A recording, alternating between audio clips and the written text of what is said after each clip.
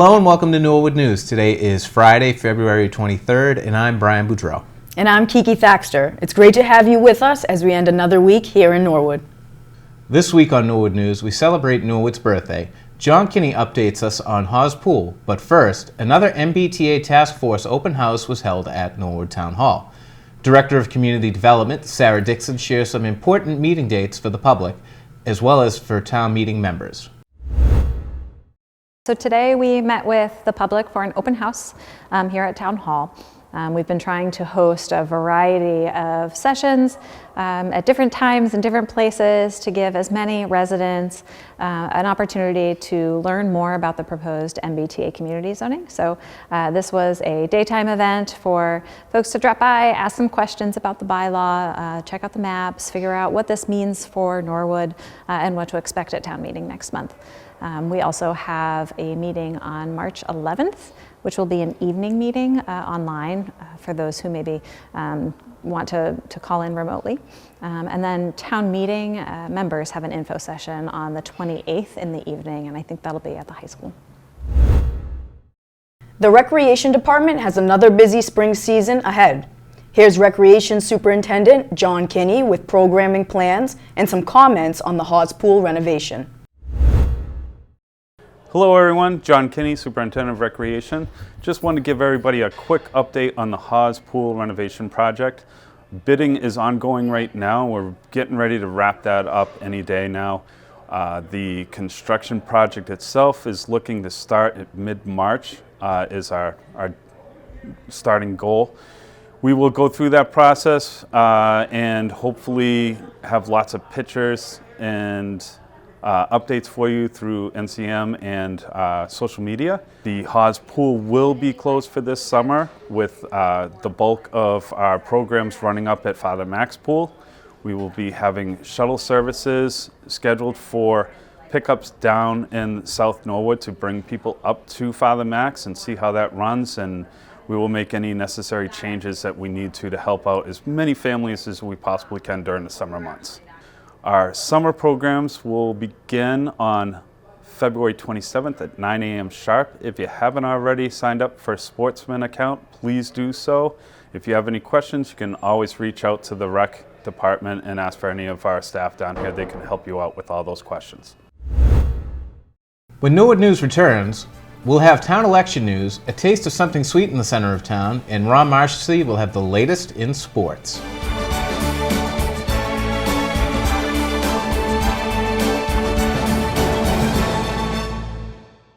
This month on Norwood Digest, Jack catches up with an old friend, Matt Brown. We learn about Annie's Closet, and the CMS construction is cruising right along. Tune in to Norwood Digest with Jack McCarthy right here on Norwood Community Media.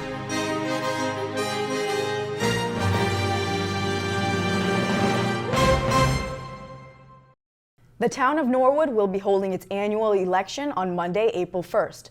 According to the town clerk's office, the only contested seat will be Housing Authority.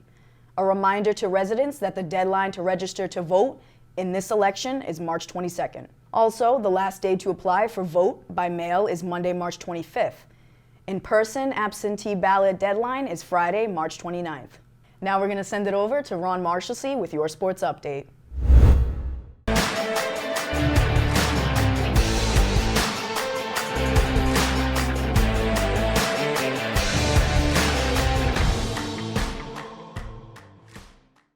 I'm Ron Marshalsea, and this is your Sports Update. The girls' basketball team ended their regular season with a loss to Medfield and a big win over Newton South on senior night, 40-21. The three senior captains, Alexa Koris, Trisha Wachowski, and Lauren Reen, look to lead their team to a solid playoff run and are awaiting their placement in the D2 tournament. Norwood is 15-5 as of February 20th, and they are number 10 in the D2 power rankings.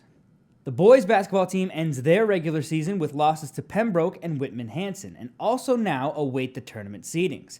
As of the 20th, they are 11-9 and are number 25 in the D2 power rankings. The girls' hockey team played their final regular season game this past Monday when they went to Martha's Vineyard to try and get revenge for last week's loss. They couldn't get the win on the Vineyard, so they finished their season with a 7-12-1 record. And as of the 20th, the Mustangs are number 25 in the power rankings. The boys hockey team traveled to Dedham on Sunday and hosted King Philip this past Wednesday. The boys took down Dedham 3-0 and tied KP 1-1. The 3 goals against Dedham came from Jason Gillis, TJ Martin, and Sam Lally. Martin also scored the lone goal in the tie against KP. As of the 20th, the Mustangs are 14-3-3 and sit at number 8 in the power rankings. The tournament seedings will be announced this Saturday, the 24th, boys and girls hockey at 10 a.m. and boys and girls basketball at 1 p.m. Catherine Cronin of the track and field team finished in 8th place in the 600-meter race at the D3 state meet this past weekend. Colleen Sisk and Bridget Sopel were at the D1 swim and dive states meet, where Colleen placed 9th in diving and Bridget placed 12th in the 100 breaststroke. The D2 state wrestling tournament took place last week, where Jared Tinlin placed 6th, Ahmed Alalfi placed 7th, TJ Wyman placed 7th, and Nate Sue is the D2 state champion at 165 pounds. Nate and TJ both also have 100 career wins, with TJ getting his at states and Nate getting his earlier this season. And I didn't think more records could be broken by Solomon King over at Stonehill, but I was wrong. Solomon not only broke his own 60 and 200 meter dash records, but also won those races and was named Most Outstanding Track Performer in Sprints at the Northeast Conference Indoor Track and Field Championships at the Ocean Breeze Sports Complex in New York. If you are or know more athletes in college that are from Norwood and are doing amazing things, do not hesitate to reach out to me by email, ron@norwoodcommunitymedia.org. And that is all I have for this sports update. I'm Ron Marshallsea. And Norwood News will be right back after this break.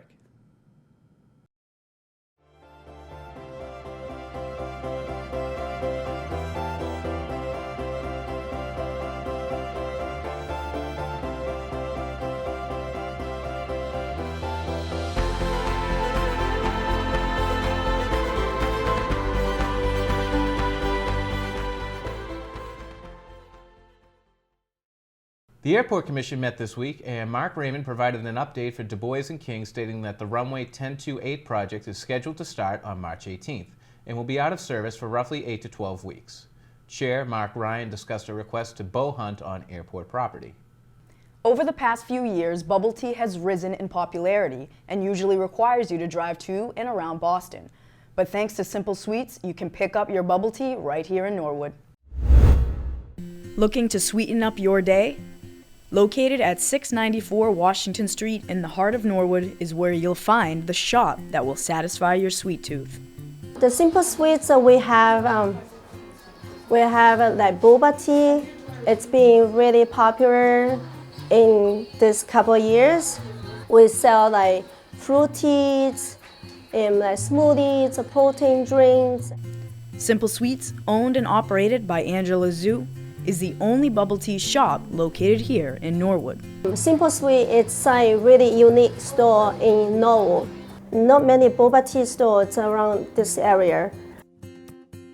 We opened up the Simple Sweet because we're selling the boba tea in Mizuya for a while. We get a lot of like good feedback. Now we can come to the Simple Sweet. It's more convenient for those boba tea lovers to traveling all the way to the Boston area. Boba, or bubble tea, originated in Taiwan and is most commonly served cold and consists of green or black tea, or milk tea, which is any tea-based drink with milk added. A variety of different jellies and bobas, which are small round balls that pop with flavor, are added to the beverage.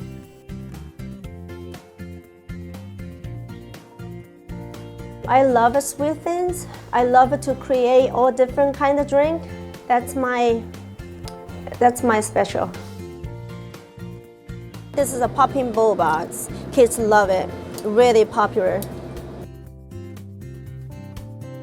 I started making the drink for my kids first, and then my kids say, "Oh, it's lovely. It's so yummy, mommy. You should like open the store just selling these drinks." The most popular drinks are milk tea and fruit tea, such as brown sugar milk tea with the boba. This is a top seller. And the passion fruit tea, peach fruit tea, it's my favorite. And also we have mochi donuts. Simple Sweets definitely has its sweet side, but it also has options for those who prefer a salty snack. We have so many different kind of ramen noodles from chickens, shrimp, lobster, kimchi ramens, and beef ramens, vegan ramens, gluten-free, rice noodles. I love Norwood. I've been here for 3 years since we opened, during the COVID, we opened up Mizuya. I get so many supports. The people, it's really friendly. It supports local business. It's really, really nice town. Simple Sweets is open Sunday 11 a.m. to 8:30 p.m., Monday through Thursday 11:30 to 8:30, and 11:30 to 9:30 on Friday and Saturday. You can always check out Simple Sweets on their social media, their website, and in person, right on 694 Washington Street.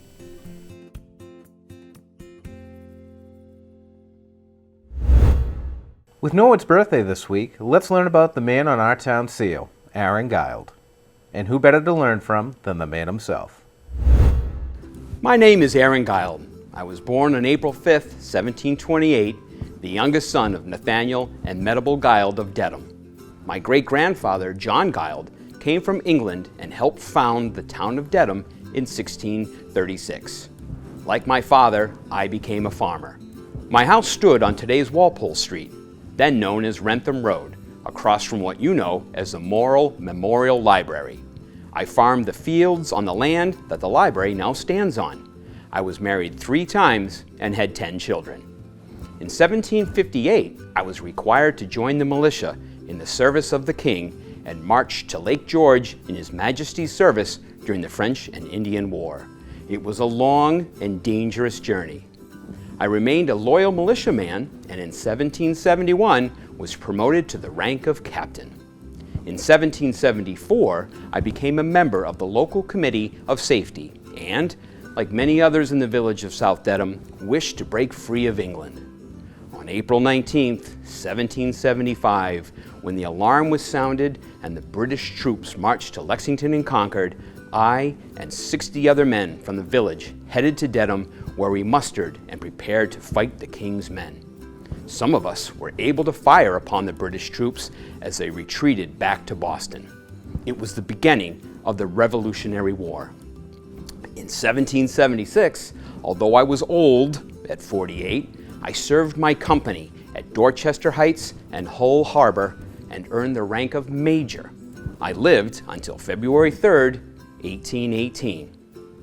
During Norwood's Old Home Week celebration in 1902, I was chosen to represent all those from South Dedham who fought in the Revolutionary War, and this stone was placed on land I once owned. It reads, "Near this spot, Captain Aaron Guild, on April 19, 1775, left plow in furrow and oxen standing, and departed for Lexington, arriving in time to fire upon the retreating British." Although I went to Dedham, not Lexington, and I was not alone, I thank the town for remembering all those who fought for America's freedom. Also in 1902, the Norwood Business Association held a contest to design a town seal. More than 80 designs were submitted by Norwood Public Schools students. Designs included pictures of King Philip, factories, colonial homesteads, and printing presses. Grace Weaver, who sketched smoking factory chimneys to represent industry and fruit to indicate prosperity, was given special recognition, as was George Boyden, who drew a likeness of me leaving my oxen and plow to join the fight in 1775. The winning entry by high school student Ethel Hubbard was a representation of the Hook, the buildings that stood at Norwood Center.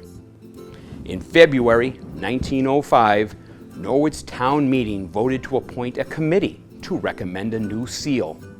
A year later, the committee presented their report and the town meeting voted to adopt a design which included me, my plow, and oxen. It first appeared in 1907. 100 years later, in 2007, the town finally changed my coat from red, I was not a redcoat, those were the British, to brown. Today, you can see my seal throughout the town.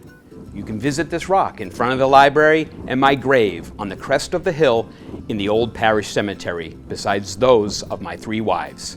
In 1975, the local chapter of the Daughters of the American Revolution was named for me. And in 1983, the DAR placed this plaque at my gravesite. I am honored by all this attention, but want to remind everyone that I was one of 60 men who set off to defend our way of life in April 1775, and one of over 100 who fought for the village in the Revolutionary War. All of our names are on a plaque in the town hall. Remember us all when you see the town seal.